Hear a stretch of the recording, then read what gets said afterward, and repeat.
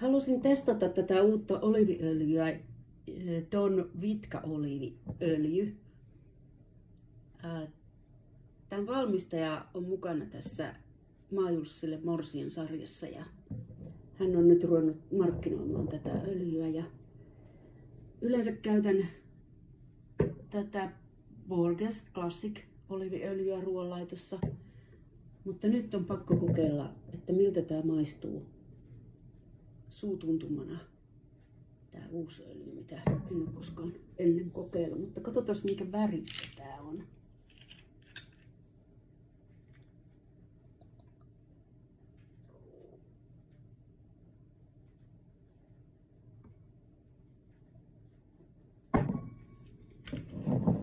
Ja verrataan tähän Borgensin tuotteisiin. Tämä on paljon vaaleampaa tämä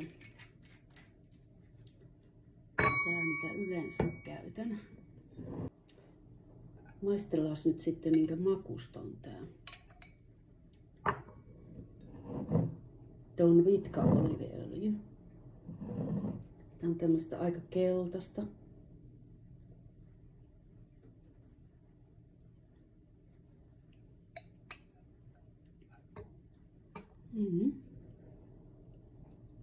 Ja sitten tätä Borgensin oliiviöljyä.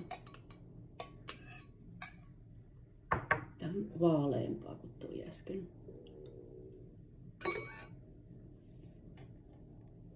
Eli tässä on hieman semmoista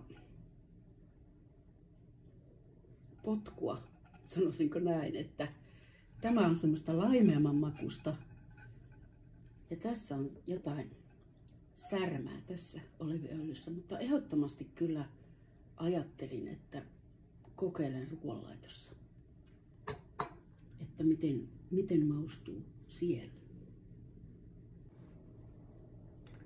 Tämä on kaunis tämä pullokin.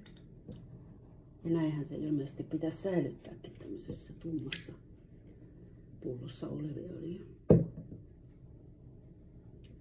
Mutta ehdottomasti otan käyttöön.